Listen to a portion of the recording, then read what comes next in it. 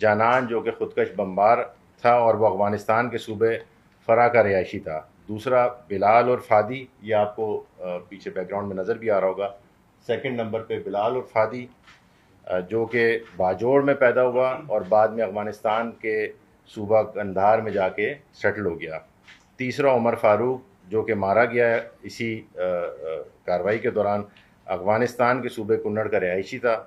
اور چوتھا عثمان شیر محمد جو کہ زخمی حالت میں زندہ گرفتار ہوا دہشت گرد، وہ صوبہ ننگرہار سے اس کا تعلق تھا اور اب اس وقت مقامی اسپتال میں زیر علاج ہے. حملے کی تمام منصوبہ بندی افغانستان کی سرزمین پر کی گئی.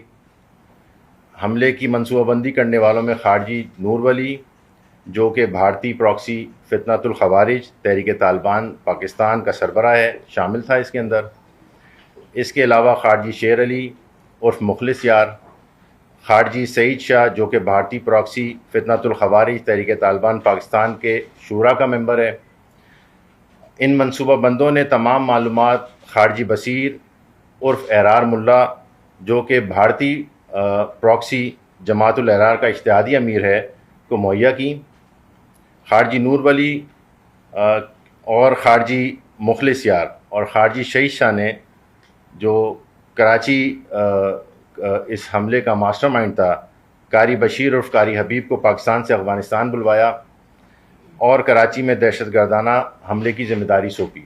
قاری بشیر جو کراچی میں اس حملے کا ماسٹر مائنڈ تھا، اس کو رینجرز نے حملے کے بعد ایک کارروائی کے دوران گرفتار کر لیا.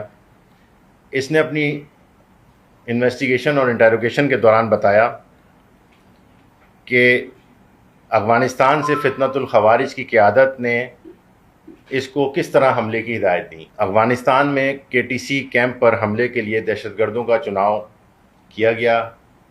پھر انہیں افغانستان کی سرزمین پر ہی تربیت دی گئی.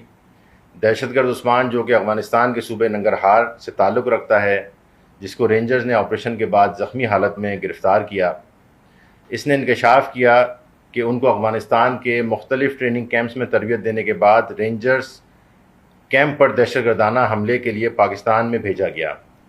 اس کے علاوہ ہم نے خارجی دہشت گرد قاری بشیر سے وہ ویڈیو ریکارڈنگ بھی برآمد کی جس میں 2 دہشت گرد حملے سے پہلے دہشت گردوں کی دہشت گردی کی تیاری کروا رہا ہے. سب سے پہلے خودکش حملہ آور جانان کی ویڈیو دیکھیں جس میں وہ الوداعی بیان ریکارڈ کروا رہا ہے جو خارجی خودکش بمبار جانان اپنے خاص بیان میں خارجی دہشت گرد عمر جو کہ بھارتی پراکسی فتنۃ الخوارج جماعت الاحرار کے ٹریننگ کیمپ میں اس کا استاد تھا، اس کے لیے ایک بیان ریکارڈ کروا رہا ہے.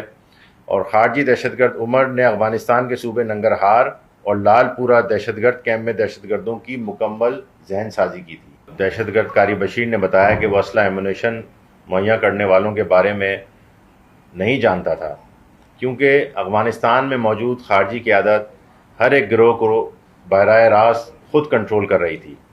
ہتھیار فراہم کرنے والے گروپ کے سربراہ رحیم آفریدی اور اس کے 6 ساتھی کر رہے تھے جو خیبر پختونخوا سے کراچی تک ہتھیاروں کی اسمگلنگ میں ملوث رہے ہیں. اس گروہ میں ہتھیار مہیا کرنے والے مرکزی اسمگلر پکڑے جا چکے ہیں.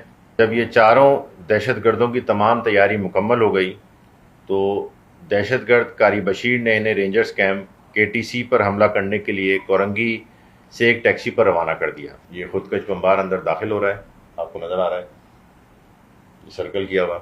اس نے اپنے آپ کو دھماکے سے اڑایا اور اب آپ کو نظر آئیں گے وہ بقیہ 3 دہشت گرد جو KTC کیمپ کے اندر داخل ہو رہے ہیں.